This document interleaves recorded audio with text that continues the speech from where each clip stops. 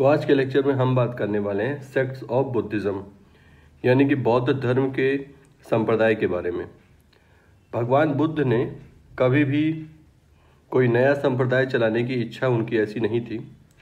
वो मात्र एक टीचर थे, शिक्षक थे। वो कोई दार्शनिक भी नहीं बनना चाहते थे और वो कोई नया विचार भी नहीं चलाना चाहते थे। लेकिन जो दार्शनिक प्रश्न हुआ करते थे, भगवान बुद्ध उन दार्शनिक प्रश्नों में उनके वाद विवाद में नहीं पड़ना चाहते थे। तो अधिकतर समय उनका जो उत्तर होता था वो रहता था अव्यक्तानि, यानी कि जिसके बारे में कुछ कहना उचित नहीं है। अब बाद में उनके जो भिक्षुक उनके संघ में शामिल हुए, वो लोग जब समाज के बीच में जाते थे और समाज के लोग उनसे धर्म से संबंधित प्रश्न करते थे, तो उन प्रश्नों के निदान के लिए वो भगवान बुद्ध से चर्चा करते थे। और उसके बाद फिर इस प्रकार से धीरे धीरे करके जो बौद्ध दर्शन है उसका विकास शुरू हुआ। और भगवान बुद्ध के जाने के बाद भी भगवान बुद्ध के कई जो घटनाएं थी जिसमें कि उन्होंने कुछ स्पष्ट नहीं कहा था, तो उनके जो समर्थक थे, जो उनके अनुयायी थे, उन्होंने भगवान बुद्ध के मौन को अपने अनुरूप समझना शुरू किया। तो इसी क्रम में हीनयान, महायान और वज्रयान जैसे संप्रदाय बने। तो अभी हम पहले बात करेंगे हीनयान और महायान की। तो देखिए, आप देख सकते हैं हीनयान में यहाँ एक साधु बैठा हुआ है साधना के लिए, और आप महायान में देख सकते हैं यहाँ पे एक यहाँ मूर्ति बनी हुई है। देखिए, हीनयान और महायान को समझने के लिए हम अपनी बात को एक साधारण सी स्टोरी से समझने की कोशिश करते हैं। दो बौद्ध भिक्षु थे, बुद्ध के शिष्य थे। काल्पनिक कहानी है। उनमें से एक ने देखा कि नदी में कोई महिला डूब रही है, तो उसने भगवान बुद्ध की इस शिक्षा को याद किया। उन्होंने कहा था कि ब्रह्मचर्य का पालन करना है। तो इस वजह से उसने कहा कि भाई मैं तो उसे बचा नहीं सकता, क्योंकि मुझे महिलाओं से दूरी बना के रखनी है, क्योंकि ब्रह्मचर्य का पालन करना है। लेकिन जो दूसरा शिष्य था उसने कहा नहीं, ऐसा नहीं है, तुमने भगवान बुद्ध की जो शिक्षा है उसको ठीक से ग्रहण नहीं किया है। उनका ये आशय नहीं था और वो उस महिला को बचा लेता है। और उसके बाद जो शिष्य महिला को नहीं बचाया था उसने उस पर बाद में आरोप लगाया कि तुमने तो ये गलत किया, भगवान बुद्ध की शिक्षाओं के खिलाफ तुमने काम किया। वो आपस में विवाद करते हुए भगवान बुद्ध के पास पहुंचे और उन्होंने ये चाहा कि भगवान बुद्ध ही इस समस्या का निदान करें कि कौन सही है कौन गलत है। अब भगवान बुद्ध ने फिर वहाँ पे क्या किया, अब ये तो क्योंकि काल्पनिक कहानी मैंने ऐसे बनाई। अब आप ऐसे समझिए कि जो शिष्य यानी कि जो अनुयायी भगवान बुद्ध के शिक्षाओं को as it is strictly follow करते थे, उनको कहा गया हीनयान। और जो शिष्य भगवान बुद्ध की शिक्षाओं का सार यानी अपने से अर्थ लगाना उन्हें ग्रहण करते थे, उन्हें कहा गया महायान। तो अब हम पहले इनका एक एक करके डिफरेंस देखते हैं। जो हीनयान था, जैसा कि मैंने बताया, ये भगवान बुद्ध की जो ओरिजिनल टीचिंग थी उस पे ही केवल विश्वास करते थे, और वो भी स्ट्रिक्टली। लेकिन जो महायान वाले थे, इन्होंने किस पे फोकस किया? एसेंस पे फोकस किया, सार पर फोकस किया। जो हीनयान वाले थे, क्योंकि इन्होंने भगवान बुद्ध की शिक्षा को एज इट इज बिल्कुल एक्सेप्ट किया, तो बाद वाला जो ये लोग प्रारंभिक लोग थे और ये बाद में आए, तो बाद वालों ने इनको क्या कहा? ऑर्थोडॉक्स ग्रुप कहा। क्या कहा? ऑर्थोडॉक्स। और जो ये बाद वाले थे, क्योंकि इनका मानना था कि हम लोग भगवान बुद्ध की वास्तविक शिक्षा जो वो कहना चाह रहे हैं, शब्दों पे ना जाते हुए उसे ग्रहण कर रहे हैं, तो इन्होंने खुद को क्या कहा? ब्रॉडर आउटलुक वाला कहा। यानी इनको संकीर्ण विचारधारा, और इसको थोड़ा कह सकते हैं खुली हुई विचारधारा, इस तरह से। फिर अगली बात, जो हीनयान के अनुयायी हैं उनका मानना है कि साल्वेशन यानी कि निर्वाण की प्राप्ति के लिए ध्यान करना पड़ेगा और स्व अनुशासन करना पड़ेगा, सेल्फ डिसिप्लिन।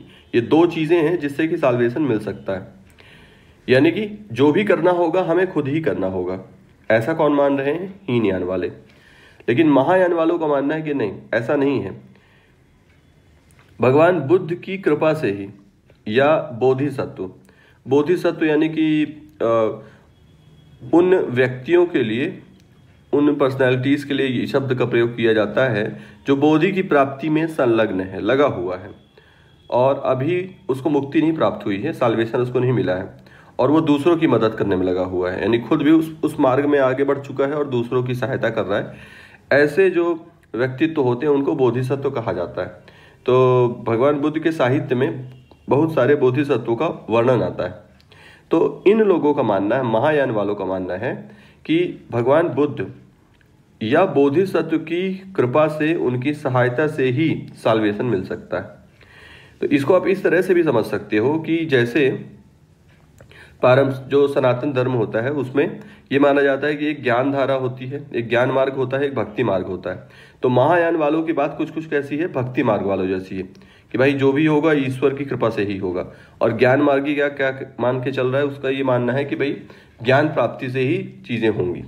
तो बस बहुत गहराई से देखें तो दोनों की बातों में ज्यादा अंतर नहीं है, लेकिन ऊपरी अगर सतह से देखा जाए तो दोनों में थोड़ा अंतर दिखाई दे रहा है। फिर तीसरी बात, ये जो हीनयान वाले थे इन्होंने मूर्ति पूजा नहीं की, इनका विश्वास मूर्ति पूजा में नहीं था। क्यों? क्योंकि इनका कहना था भगवान बुद्ध ने कभी कहा ही नहीं मूर्ति पूजा करने के लिए, तो हम क्यों करें फिर। लेकिन जो महायान वाले थे इनका मानना था कि नहीं, यदि हमें अपने मन को एकाग्र करना है तो हमें मूर्ति पूजा करनी चाहिए और इसमें बुद्ध के सिद्धांतों को तोड़ना ऐसी बात नहीं आती है। ये किनका मानना है? महायान वालों का। फिर इसके बाद हीनयान वाले, क्योंकि भगवान बुद्ध ने अपनी जो मूल शिक्षा थी वो पाली भाषा में दी थी, तो इन लोगों ने भी पाली भाषा को ही अपनाया। किसने? हीनयान ने।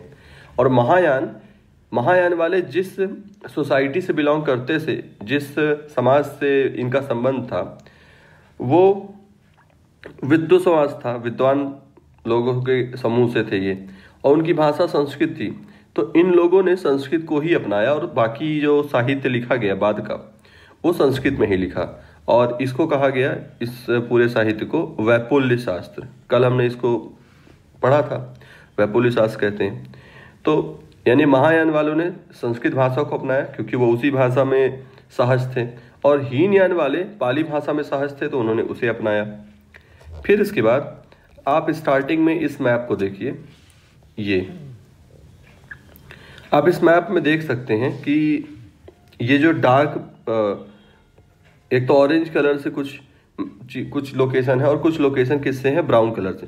तो जो ऑरेंज वाला है वो महायान को दर्शा रहा है। ऑरेंज वाला जो लोकेशन है वो किसको दर्शा रहा है? महायान को।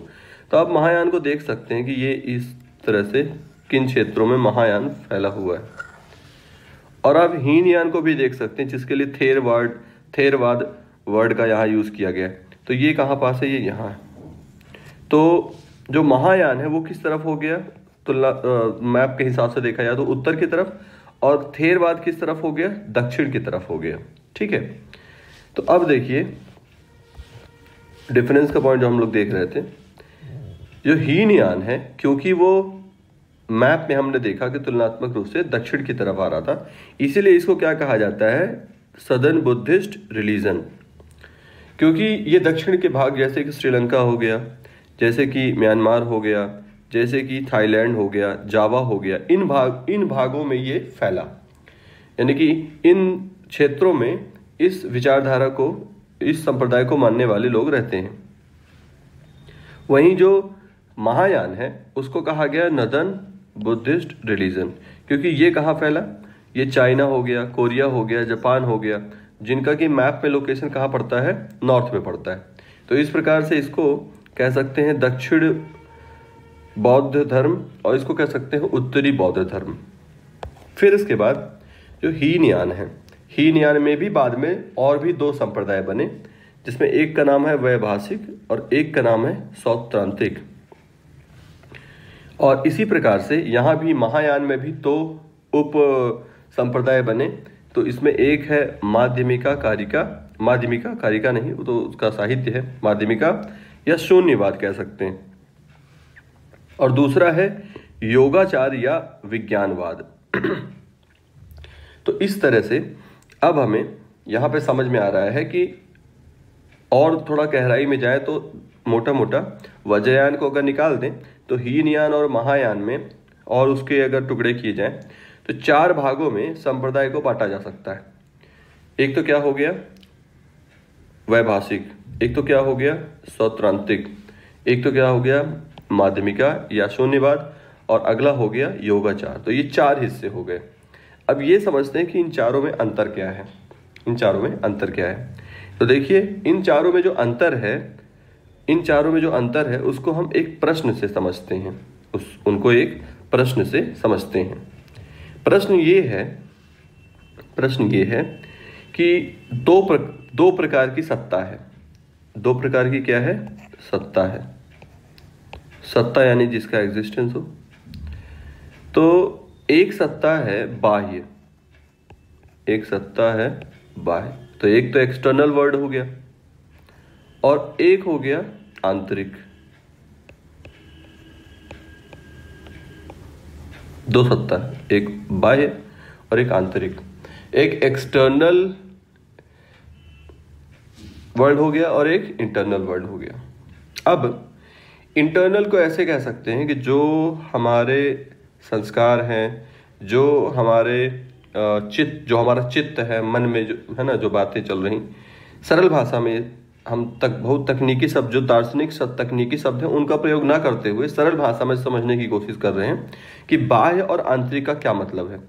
इसको ऐसे समझ लीजिए कि जैसे भगवान आदिगुरु शंकराचार्य जो हैं उनके अनुसार ब्रह्म सत्य, जगत मिथ्या कहा जाता है ना। तो आप ब्रह्म को यहाँ मान लीजिए आंतरिक बात, ब्रह्म क्या हो गई आंतरिक बात, और जगत क्या हो गया बाह्य बात। ये मैं तुलनात्मक बस तुलना करके समझने के लिए बता रहा हूँ, ठीक है। अब 4 यहाँ पे लोग हैं, एक है स्वतंत्रिक, एक है वैभाषिक, एक है शून्यवाद वाले और एक है विज्ञानवाद वाले, ठीक है। देखिए अब इसमें किस तरीके से इनमें डिवीजन होगा।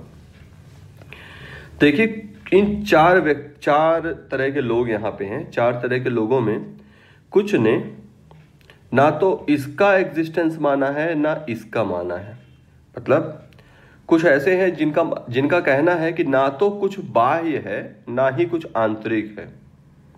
तो लोगों ने कहा अच्छा, ना ये है ना ये है तो क्या है फिर।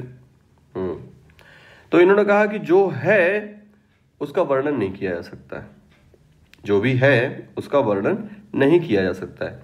इनका मानना था कि यदि आप बता पा रहे हो कि बाहर कुछ है और यदि बता पा रहे हो कि अंदर कुछ है तो उसका अस्तित्व नहीं है, क्योंकि जो है, जो वास्तव में सत्य है, उसे बताया नहीं जा सकता।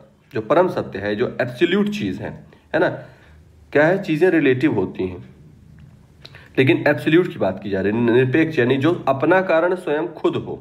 क्योंकि हर चीज, इनका मानना है, ये जो व्यक्ति कह रहे हैं ना इसका अस्तित्व है ना इसका अस्तित्व है, जो ये कह रहे हैं कि ना तो बाह्य सत्ता का अस्तित्व है ना ही आंतरिक सत्ता का अस्तित्व है, उनका ये मानना है कि देखिए ये दोनों ही चीजों का अस्तित्व कब है, जब कोई देखने वाला हो।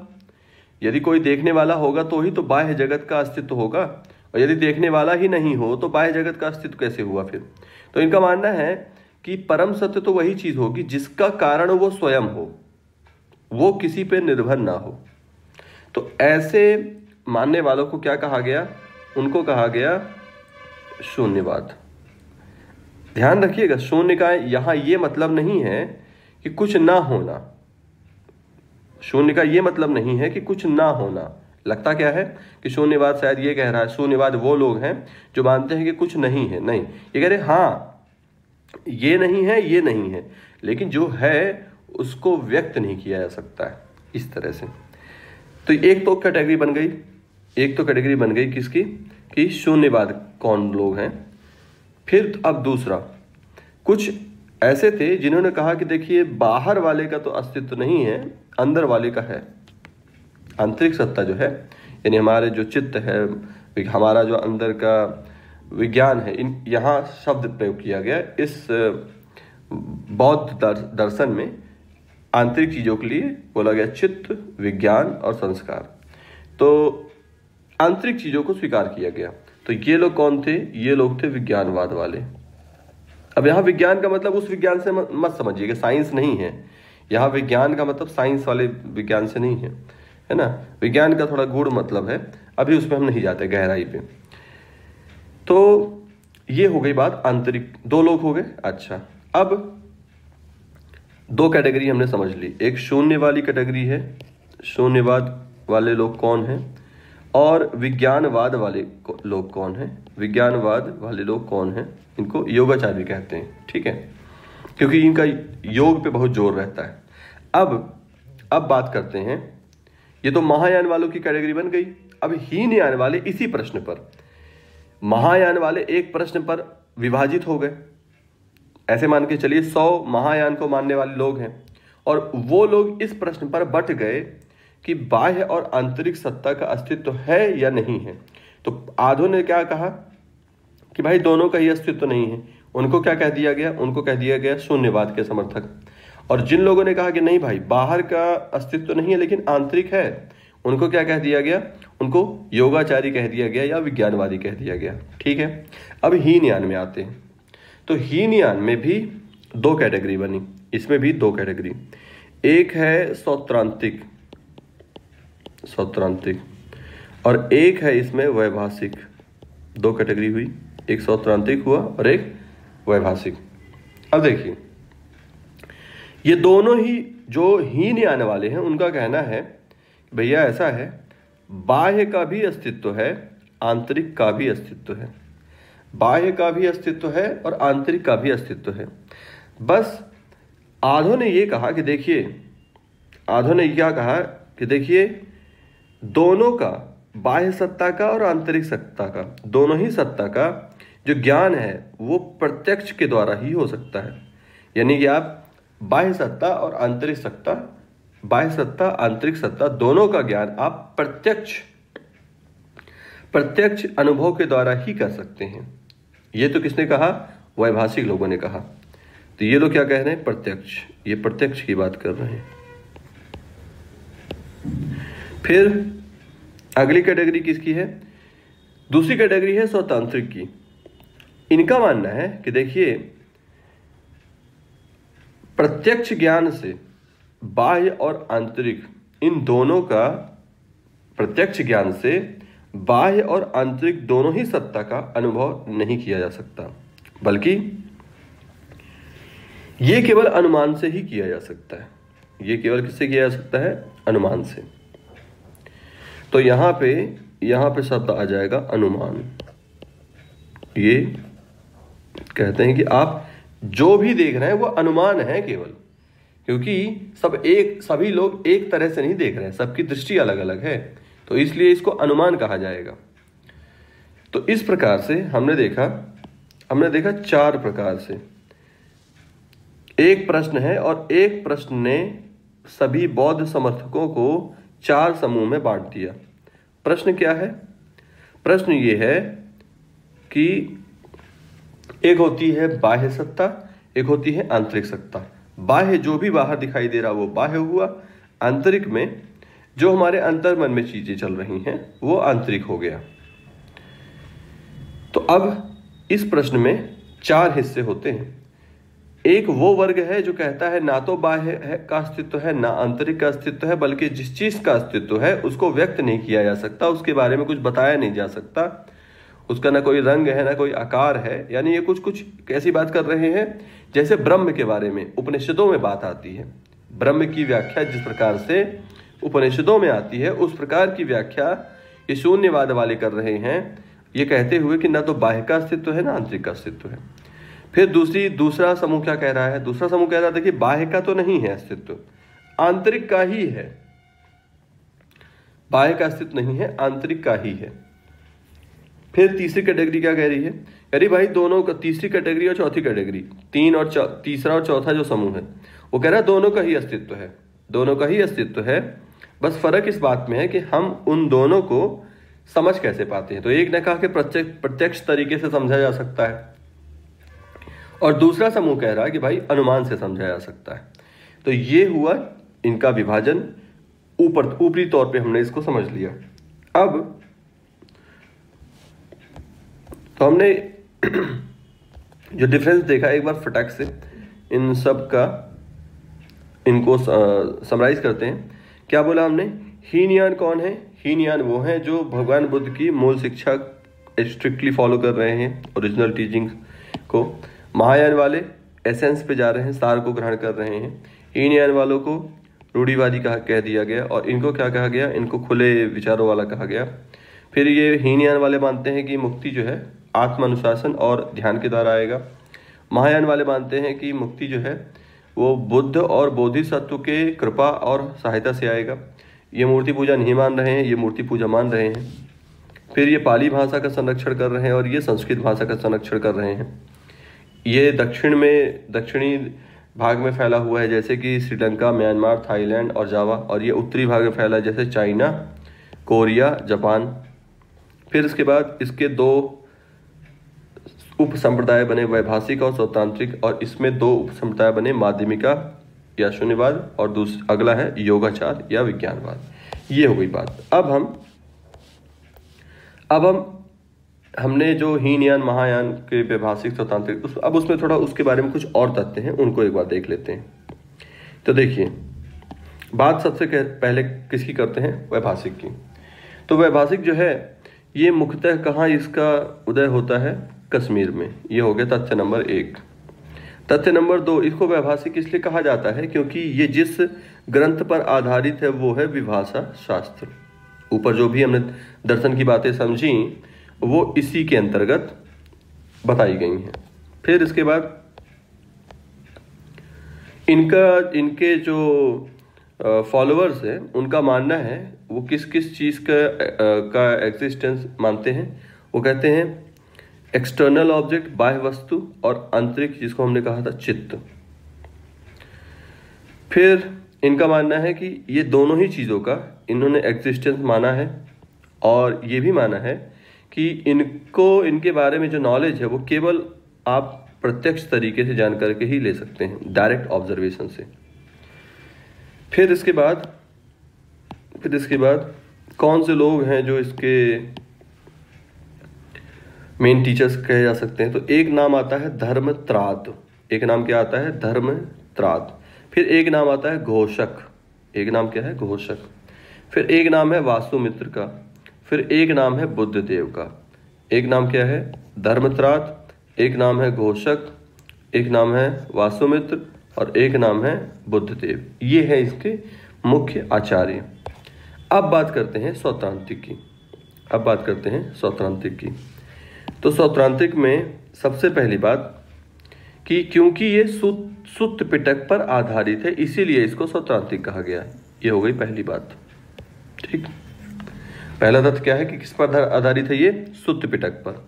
फिर अगली बात, ये संप्रदाय भी बाह्य और आंतरिक, ये रहा बाह्य और आंतरिक दोनों ही सत्ताओं का नकारता नहीं है लेकिन इसका ये मानना है कि इसे प्रत्यक्ष तरीके से इसके बारे में नहीं जाना जा सकता। इसने क्या बोला था, इसने कहा अनुमान से आप जान सकते हैं। कैसे जान सकते हैं, अनुमान से। तो इनका मानना है कि अनुमान जो लगेगा वो अंदर से ही ज्ञान आएगा। इसका ज्ञान कहाँ से आएगा, अंदर से ही आएगा। भगवान बुद्ध ने कहा था ना, अपदीपो भव, तो अंदर से ही ज्ञान आएगा इनका ये। फिर अगला जो तथ्य है वो ये है कि कुमार लाट जो है ये इस संप्रदाय के ओरिजिनेटर हैं। ये हैं जिन्होंने सबसे पहले इन बातों को समझाना शुरू किया। और अगले एक नाम और है, और वो है श्रीलाभ। दूसरे व्यक्ति कौन है, श्रीलाभ। ये दो आचार्य यहाँ के महत्वपूर्ण हो गए। तो एक तो हो गए कुमार लाट और एक हो गए श्रीलाट। श्री लाभ। फिर इसके बाद इसमें भी फिर आगे चल करके इसके भी और दो हिस्से होते हैं। एक को कहा गया स्थाविरवादिन, एक को कहा गया स्थाविरवादिन और एक को कहा गया सर्वस्तिवादिन। एक को कहा गया स्थाविरवादिन और एक को कहा गया सर्वस्तिवादिन। तो स्थाविरवादिन जो है ये ट्रेडिशनल रिलीजन था, यानी ये पुराना वाला हो गया। और जो सर्वस्तिवादिन है उनका मानना है कि जो बाह्य जगत है उसका जो धर्म है, बाह्य जगत का जो धर्म है, धर्म का मतलब कर्तव्य, यहाँ पे धर्म का मतलब कर्तव्य से समझिए। इन्होंने कहा कि बाह्य जगत का जो धर्म है वो कैसा है, वो मोमेंट्री है। सही बात है, हम जितने भी हमारे कर्तव्य हैं वो लगातार क्या है, परिवर्तित होते रहते हैं। एक कर्तव्य एक समय पर हमेशा मान्य नहीं रहता। तो इन्होंने कहा कि ये जो है बिल्कुल सतत परिवर्तनशील है और ये अंडरलिंग फॉर्म के रूप में हमेशा ये उपस्थित रहता है। यानी कि ये कहना चाह रहे हैं कि सदैव हर व्यक्ति का, हर पदार्थ का परिस्थिति में एक अलग अलग धर्म रहेगा।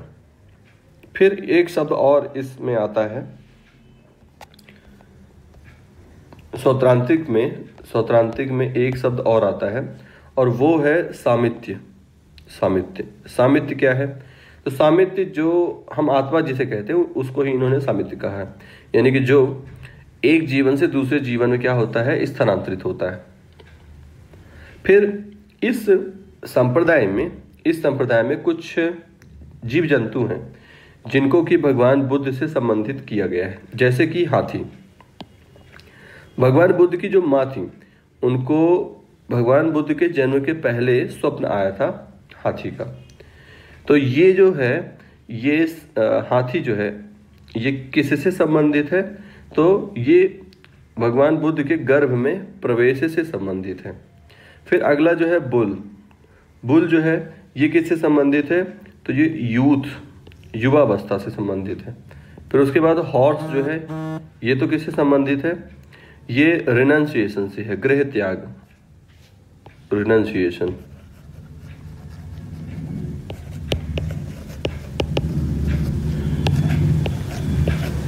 गृह त्याग।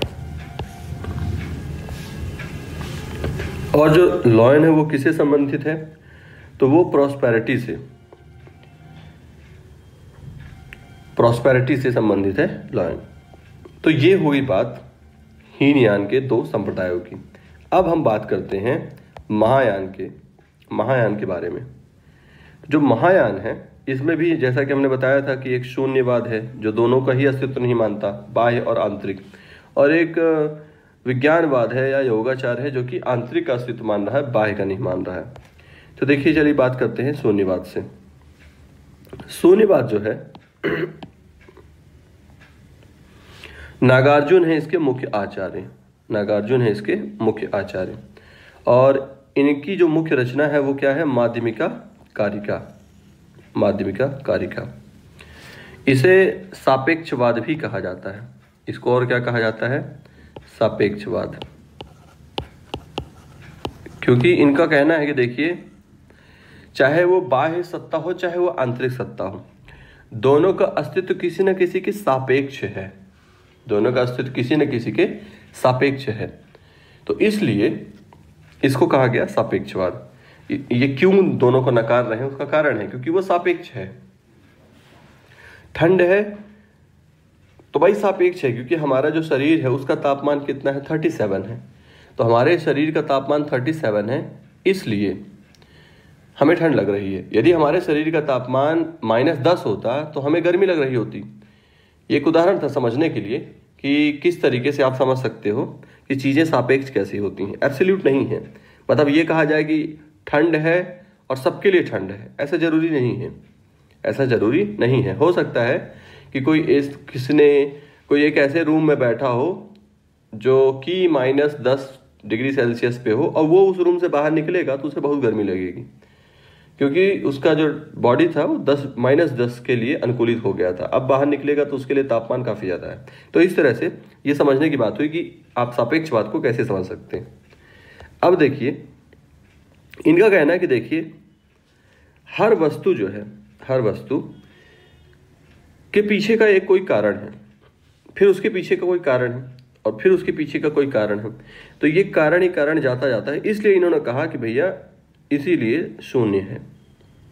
इसलिए शून्य मतलब कि बाह्य का भी अस्तित्व नहीं और आंतरिक का भी अस्तित्व नहीं, और इसीलिए जिसका अस्तित्व है वो कोई ऐसी कोई चीज़ होनी चाहिए जो किसी दूसरे पर निर्भर ना हो। जैसे ये पेन है, इसका अस्तित्व है, मेरे हाथ में एक पेन है, इसका अस्तित्व है। कैसे अस्तित्व इसका आया? तो ये फैक्ट्री में बना है तो वहाँ से अस्तित्व इसका बना। अच्छा, फैक्ट्री में जो रॉ मटेरियल आया था उसके पीछे का कारण क्या है? तो उसके पीछे का कारण है कि भाई प्लास्टिक कहीं बना होगा। फिर उसके पीछे का कारण होगा कि प्लास्टिक कैसे बना होगा, तो कुछ तत्वों से बना होगा, कुछ एलिमेंट्स है। फिर तत्व कैसे बने होंगे? तो तत्व जो है वो इलेक्ट्रॉन, प्रोटॉन, न्यूट्रॉन से बने होंगे। तो कहने का मतलब ये कि हम पीछे जाते जाएंगे, पीछे जाते जाएंगे तो कुछ ना कुछ कारण उसका मिलता है ना। तो इसीलिए इन्होंने कहा कि भाई इसका अस्तित्व नहीं माना जाएगा। अब शून्यवाद का, मैंने शुरुआत में जैसे कि बताया था कि शून्यवाद का ये मतलब ना माना जाए कि ये कह रहे हैं कि किसी भी चीज़ का अस्तित्व, किसी भी वस्तु का अस्तित्व है ही नहीं, मतलब खाली है। नहीं, खाली की बात नहीं कर रहे हैं, ये निहिलिज्म की बात नहीं कर रहे हैं। निहिलिज्म शून्यवाद नहीं है।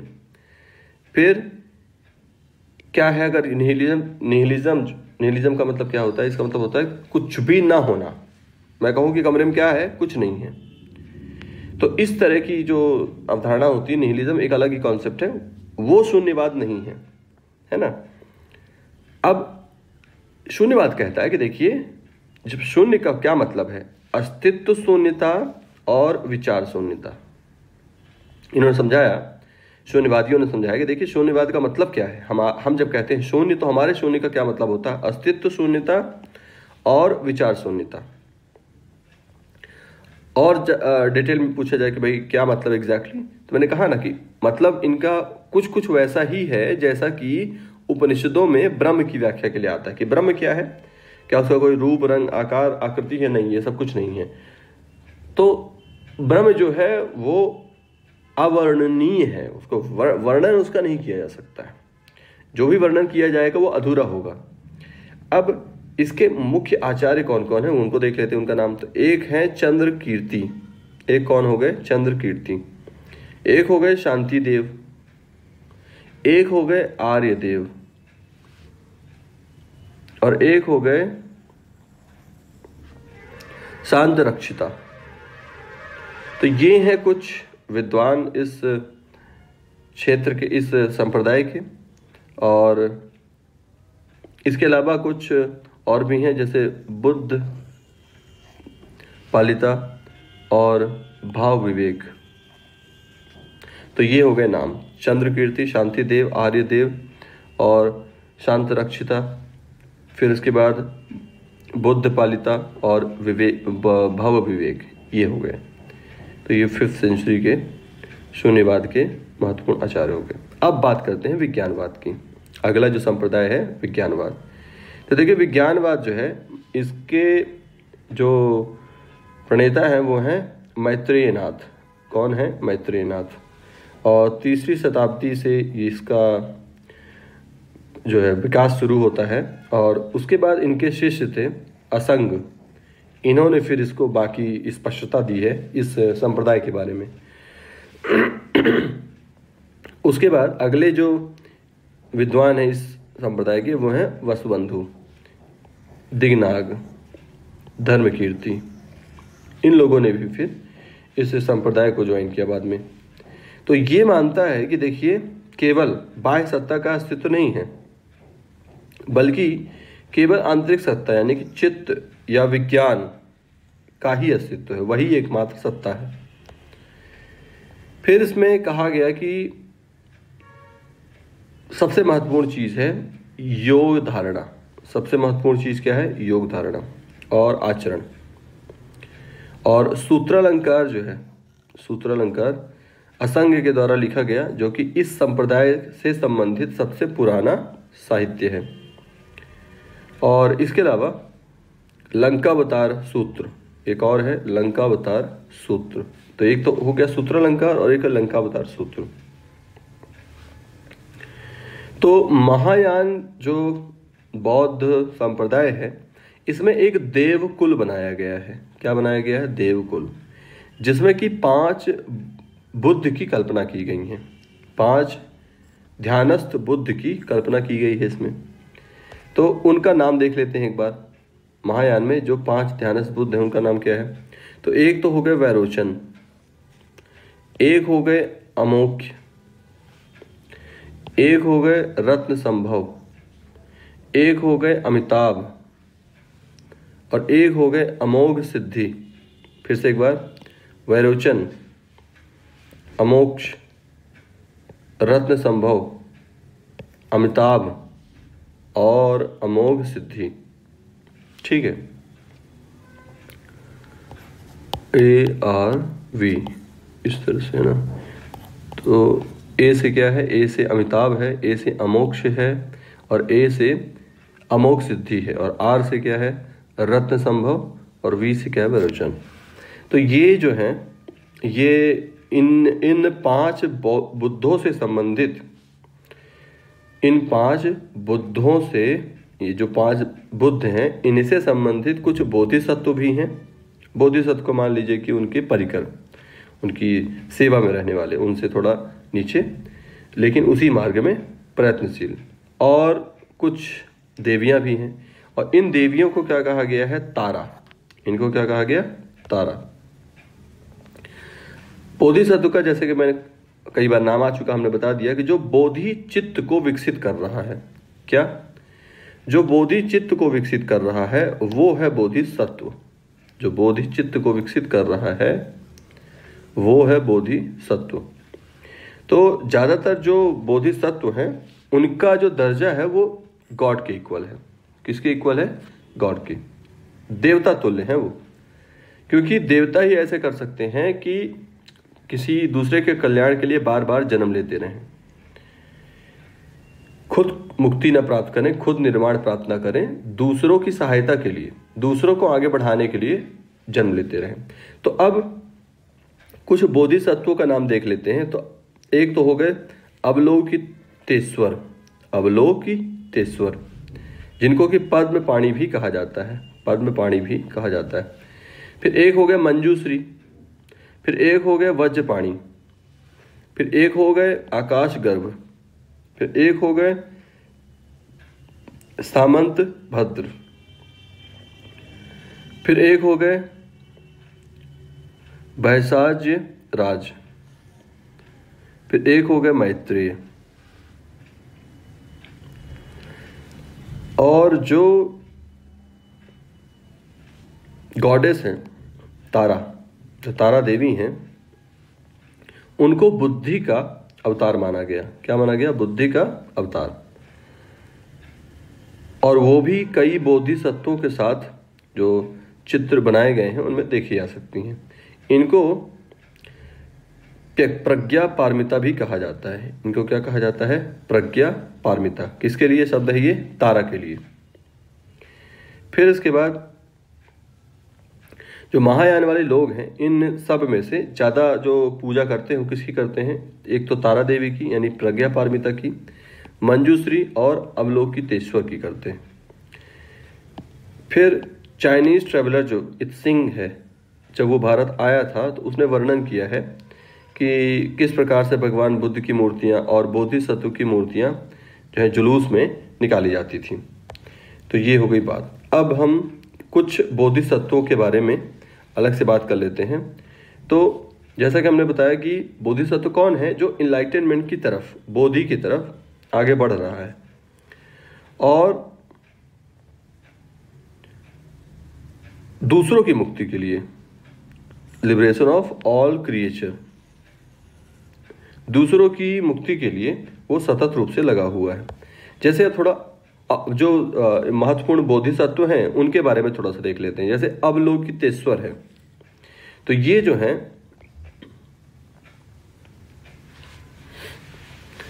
इनको पद्म पाणी भी कहा गया। और इनके हाथ में क्या है? कमल है। और ये जो है इनको दया के लिए जाना जाता है, यानी एक तरह से कहा जा सकता है ये दया के देवता है। फिर तो इनके बारे में दो बातें जाननी है कि इनके हाथ में क्या है? कमल है। और ये किसके देवता हो गए? दया के देवता हो गए। फिर उसके बाद अगले हैं मंजूश्री। तो मंजूश्री की खास बात क्या है कि बुद्धि के देवता है। ये कौन है? बुद्धि के देवता। तो इनके हाथ में एक खड़ग होता है। क्या होता है? खड़ग। और दूसरे हाथ में क्या होती है? पुस्तक होती है। एक हाथ में खड़ग है और दूसरे हाथ में पुस्तक है। अब वो जो पुस्तक है उसमें 10 परमिताओं का वर्णन है। परमिताओं का मतलब यानी कि 10 गुणों का वर्णन है। उस पुस्तक में 10 गुणों का वर्णन है जो कि किसी मनुष्य को अपने जीवन में लाने चाहिए। वो कौन से हैं? जो 10 परमिताएं हैं, एक दान हो गया, शील हो गया, वीर्य हो गया, उपाय हो गया, ध्यान, प्रज्ञा, प्राणिधान, सहनशीलता, बल, ज्ञान। इनको मिला करके 10 शील भी कहा गया है। इनको मिला करके 10 शील भी कहा गया। तो ये वो 10 गुण कहे जा सकते हैं जो कि माने जाते हैं कि ग्रहण करने चाहिए। फिर इसके बाद वज्रपाणी है। तो वज्रपाणी जो है ये थोड़ा सा स्ट्रिक्ट टीचर हैं, थोड़ा सा टफ बोधिसत्व हैं। तो ये जो है पाप होता है, असत्य होता है, ये उसके दुश्मन हैं। और इनके हाथ में होता है एक थंडरबोल्ट। और ये इंद्र के समान है। जैसे इंद्र के हाथ में वज्र होता है तो ऐसे इनके पास भी वज्र होता है, इसलिए इनको बोला गया वज्रपाणी। फिर इसके बाद क्षितिगर्भ हो गए। तो ये जो हैं ये शुद्धिकरण के संरक्षक हैं। इनका स्वभाव उत्पीड़क प्रकार का नहीं है बल्कि नियामक प्रकार का है ना। यानी एक तरह से इनको ऐसे समझ लीजिए कि जो स्वर्ग नरक के में जाने के लिए अनुमति देने जैसे देवता हो गए, कुछ वैसे हो गई है। फिर अगले हैं मैत्रेय। ये नाम महत्वपूर्ण है। मैत्रेय नाम इंपॉर्टेंट है क्योंकि मैत्रेय का जन्म अभी हुआ नहीं है। मैत्रेय जो है भविष्य के बोधिसत्व हैं जो कि आगे जन्म लेने वाले हैं। आपको मॉडर्न हिस्ट्री में एक सोसाइटी का नाम बताया जाएगा। जब हम लोग सोशियो रिलीजियस मूवमेंट पढ़ेंगे तो वहाँ पास एक आएगी सोसाइटी और उसकी अध्यक्षा थी मैडम ब्लवाट्स्की। तो वो जो सोसाइटी थी उसमें ये कल्पना की गई थी कि जे कृष्णमूर्ति इनको अगला मैत्रेय बनाया जाए। तो उसके लिए इन्होंने काफ़ी आध्यात्मिक प्रयोग किए थे, लेकिन ये सफल हो नहीं सका क्योंकि जो जे कृष्णमूर्ति थे, जिद्दू कृष्णमूर्ति थे, उन्होंने उस सोसाइटी को ही छोड़ दिया। तो कहने का मतलब है कि इनका नाम भी मैत्रेय से जुड़ा जाता था, लेकिन ऐसा हुआ नहीं। तो मैत्रेय कौन है? मैत्रेय भगवान बुद्ध के अगले अवतार हैं जिनका कि अभी जन्म होना बाकी है। अब इसके बाद इनको कलशधारी चिन्हित किया गया है चित्रों में, या इनका वर्णन जो आता है वो कलशधारी के रूप में आता है, लेकिन इनके हाथ में कलश होगा। एक और है अमिताभ या अमिताभ। तो ये क्या है? ये स्वर्ग के बुद्ध हैं। कहाँ के बुद्ध हैं? स्वर्ग के। तो अब ये जो महायान बौद्ध संप्रदाय है इसमें गौतम बुद्ध को केवल एक इंसान के तौर पर नहीं माना गया है बल्कि एक सुपर नेचुरल पावर का मैनिफेस्टेशन माना गया है। यानी कि परा जो शक्ति है उसका एक मानवीकृत रूप माना गया है। तो इसमें उनके बुद्ध के 3 हिस्से बताए गए। एक तो हो गया धर्म काया जो कि दिखाई देती है। फिर एक समझा गया संयोग काया और एक निर्वाण काया। ठीक, तो इस संप्रदाय में माना जाता है कि जो धर्म काया है वो वास्तव में वो हैं ओरिजिनल बुद्ध, यानी भगवान बुद्ध का वास्तविक स्वरूप ये है धर्म काया, और वही है जिसको कि सब लोग देख पाते हैं, जो हर जगह दिखाई देता है। अब ये वाले जो हैं अमिताभ जो हैं, इनके लिए क्या एक शब्द आता है, तथागत गर्भ शब्द का प्रयोग आता है, या शून्य तत्वबोध शब्द का प्रयोग आता है।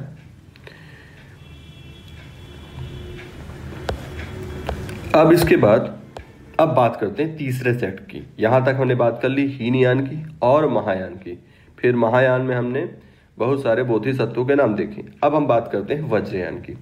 तो बात यह है, वज्रयान को आप बिल्कुल वैसे ही समझिए जैसे कि सनातन धर्म में जो तांत्रिक होते हैं, है ना, तंत्र मंत्र जो लोग करते हैं, तांत्रिक जो होते हैं, अघोरी जैसे समझ लीजिए आप, जैसे अघोर संप्रदाय होता है, तो कुछ वैसा ही है वज्रयान संप्रदाय, यानी कि उसमें काफ़ी आपको समानता देखने को मिलेगी।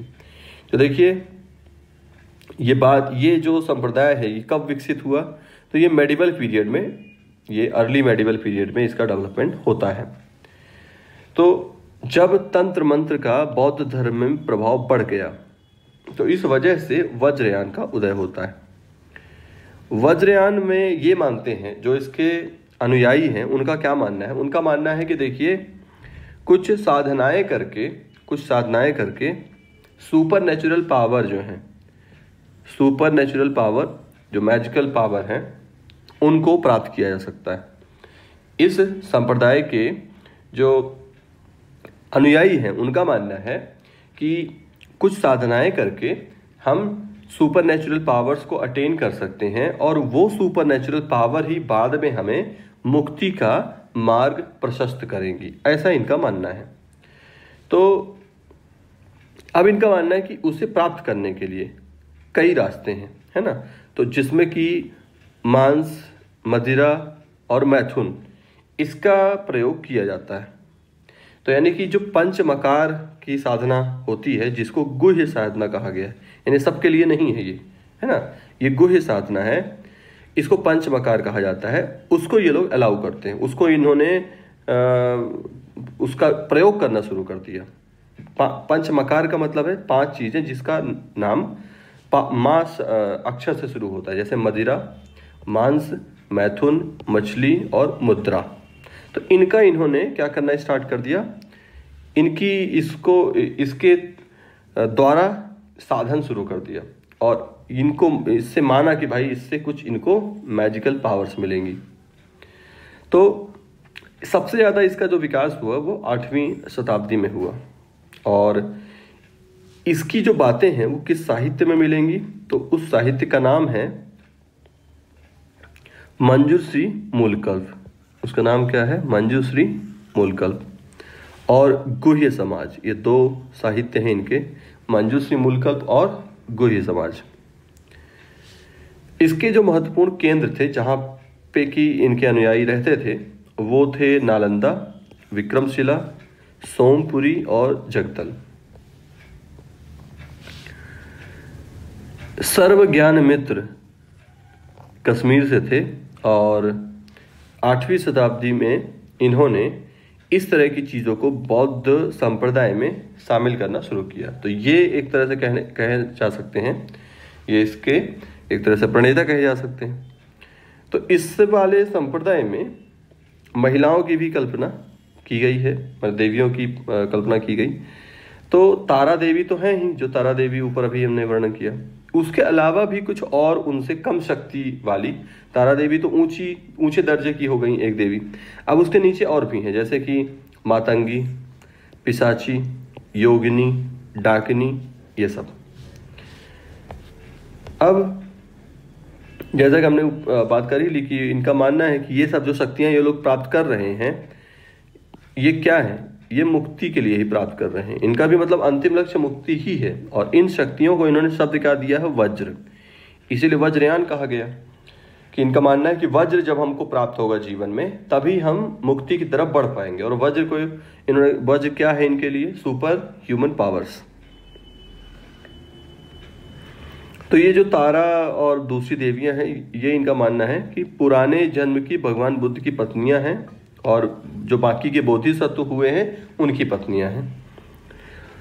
और ये बंगाल और बिहार वाले क्षेत्रों में 10वीं शताब्दी में फैला पाल वंश, पाल राजवंश था जिसने कि इस प्रकार के संप्रदाय को संरक्षण प्रदान किया था। काल चक्रयान जो है इसके अंतर्गत भी एक और, इसके अंदर भी जाकर के एक और कहना चाहिए कि संप्रदाय बना। माने वज्रयान तो है ही, वज्रयान के अंदर भी फिर दो हिस्से इसके बनते हैं।